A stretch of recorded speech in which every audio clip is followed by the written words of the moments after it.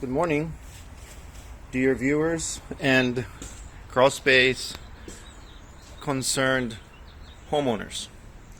This video is going to be somewhat extensive about what happens in a crawlspace and the code and how it should be. So first things first. You probably wonder why this video starts with the focus on a vent on top of a roof. There's a very good reason. All your intricate workings of your household are dependent on those vents, and the house itself works as a machine. And I like machines. So here we have some vents, or louvers rather, and those are fake because I plugged those vents that were open for fresh air intake a long time ago. And the reason why I started with the top vents on top of the roof is because the house works with the stack effect. The stack effect is intake from air down below, moving through mid-house, upper house, attic, roof vents. You have all your temperature exchanges happening and all the circulation and suction and vacuum happens because of the stack effect of the house. This static effect you cannot take away. It will always be there. Even though you plug things, and just like some houses are made in some other provinces and states, super tight, it's still going to happen because you cannot make a house completely impervious to air. I blocked those vents, and I also caulked the stucco underneath all the way around the house. Stop the moisture coming through. What else is going to bring moisture to your concrete pony wall? Maybe an older foundation. You don't have the new technology water barrier, waterproofing on the outside of the concrete wall. Increasing grade with rocks, dirt over time. You're introducing higher and higher moisture ingress through that concrete wall, putting more moisture into the house. So don't do that. Let's go and have a look on the inside and see what's going on there. We could talk about the envelope. Stucco is not the best breathability. Doesn't have the best breathability factor, but it's pretty solid, and if you paint and keep it up, it's pretty awesome. There's many other sidings out there that are way better than that, but I didn't mind this over the 16 years living in this house. And those soffits up there, you can't quite see them, but those you have to keep them clear on the attic side, and we'll talk about that more. Alright, so we're entering the belly of the house.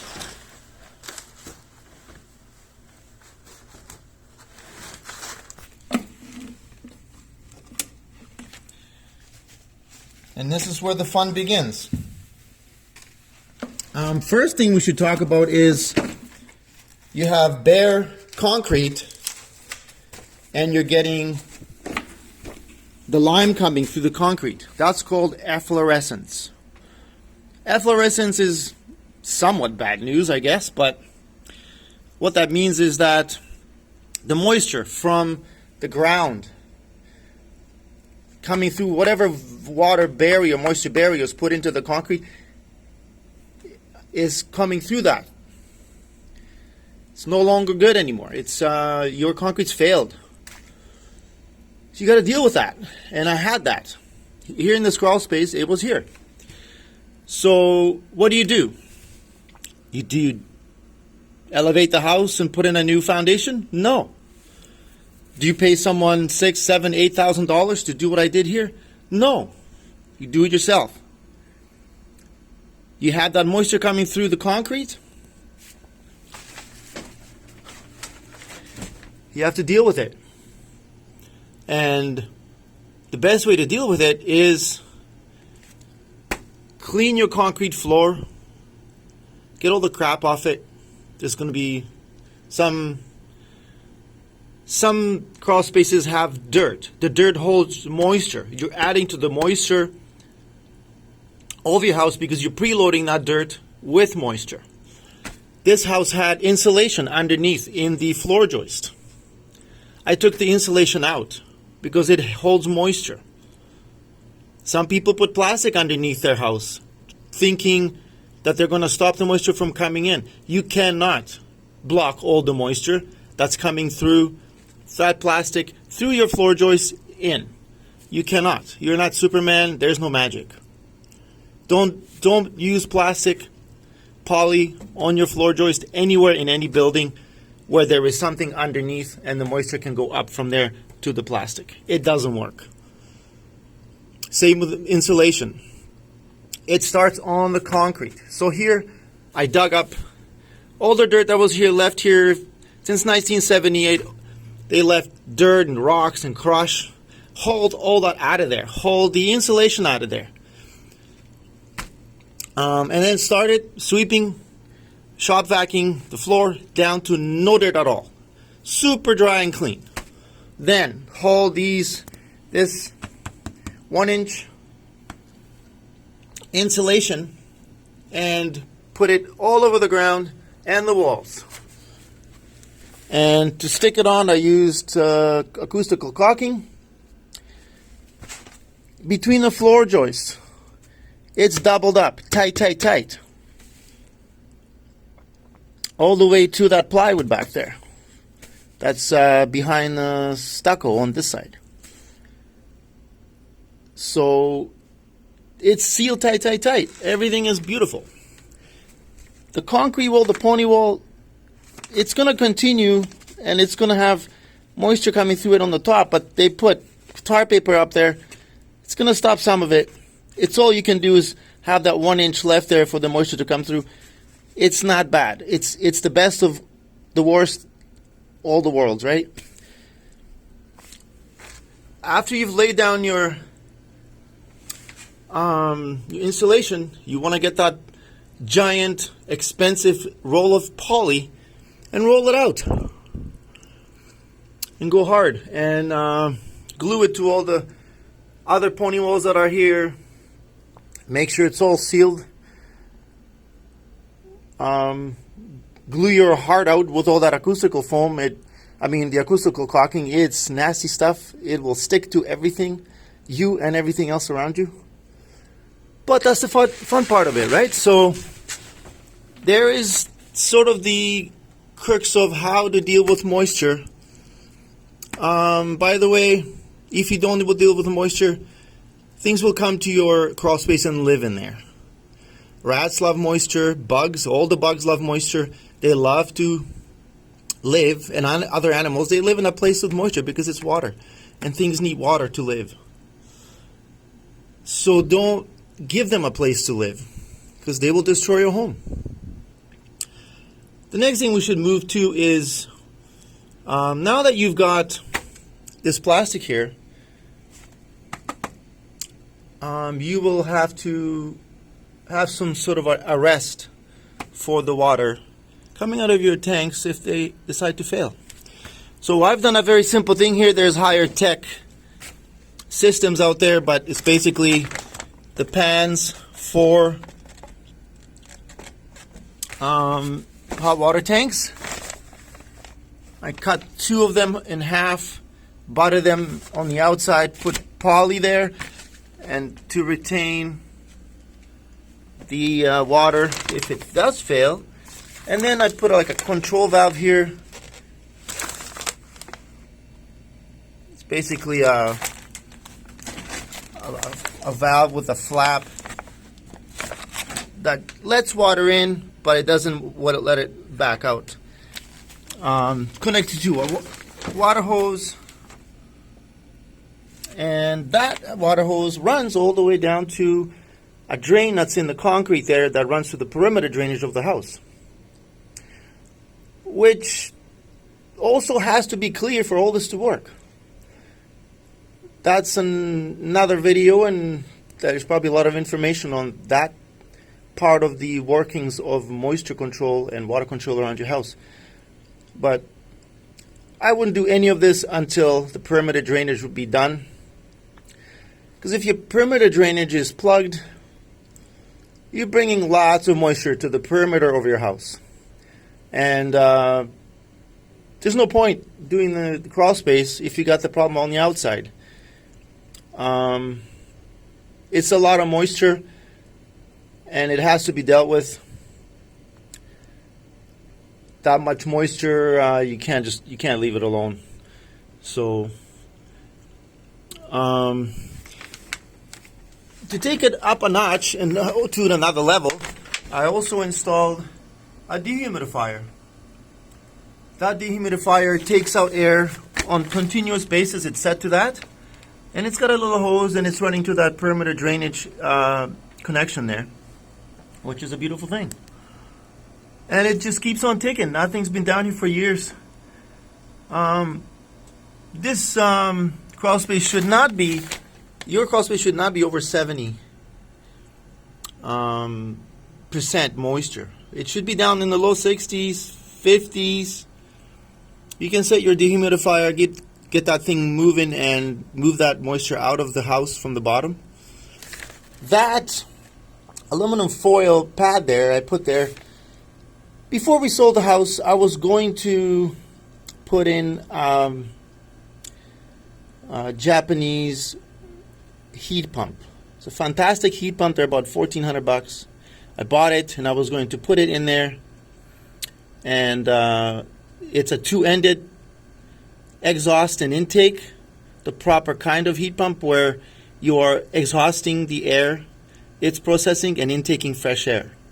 If you have a single intake heat pump, the air it needs, it'll suck it from the inside of the house when you're sucking cold air or warm air in the summer into the house, and it's basically defeating the whole purpose of having a heat pump, because you're trying to make it cold, and you're not making it cold because the warm air is coming in, you're sucking it in. But if you have two intakes, one intake taking the fresh air and the other hot air coming out, because the air is pretty hot when in a heat pump, it starts to heat up as it processes it. So you want that to be circulating into it and out of it, and no vacuums happening in the house, from the house, sucking and then forcing all the air from all the cracks to come in. So you want a good heat pump has two intakes. And that's what I was going to put here. And heat the floor in the winter. Although here in BC it is a difficult thing to do because heat pumps don't really work in BC for heating. They'll quit working 5 degrees, 6 degrees. Would have worked just fine in those fall days probably, when it's 10, 11, 9, 7 in the night. So, but it would have been fantastic, and we would have been walking on the heated floor up there, which would have been great. But the house sold, and here I am. This is the last day. They're taking it back today at 12 o'clock, and I'm doing a little video of what I've done here over the years, and I'm pretty proud of it. It's a lot of work. Sweat and tears, absolutely. Yeah.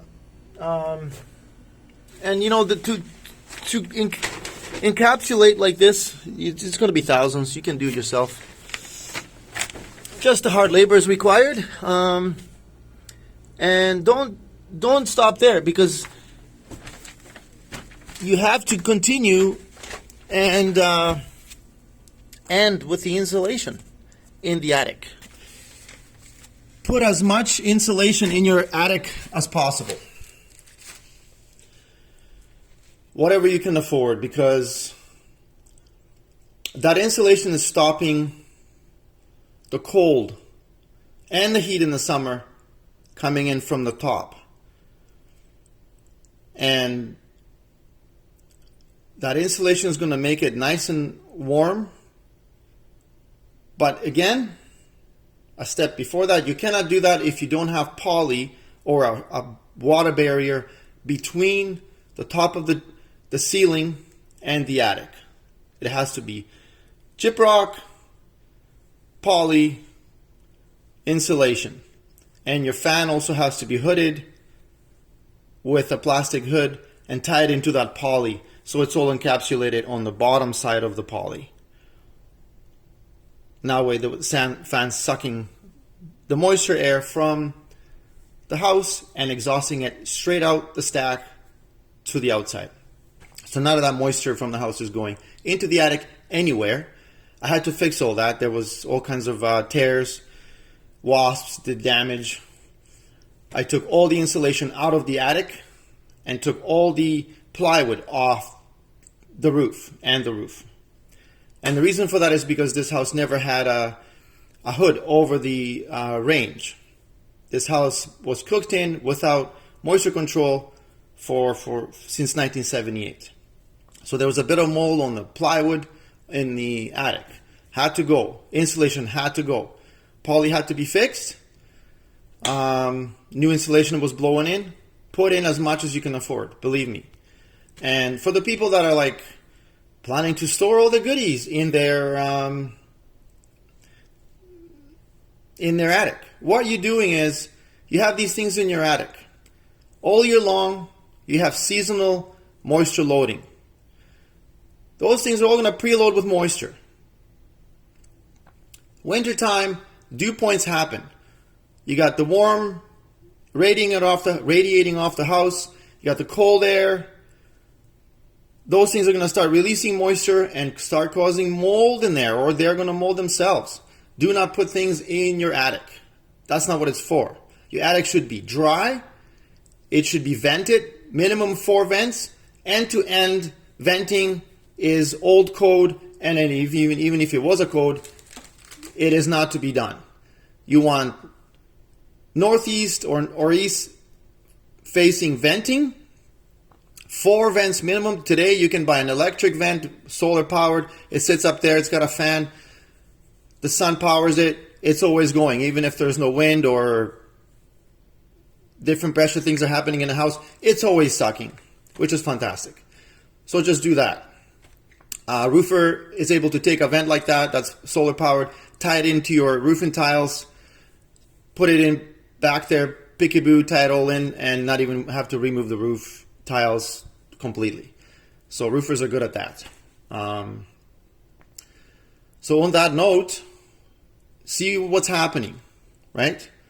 What we're doing is taking that moisture out from the bottom, making that house breathe all the way to the top, keeping all the cold out of the house on the top and venting it correctly there.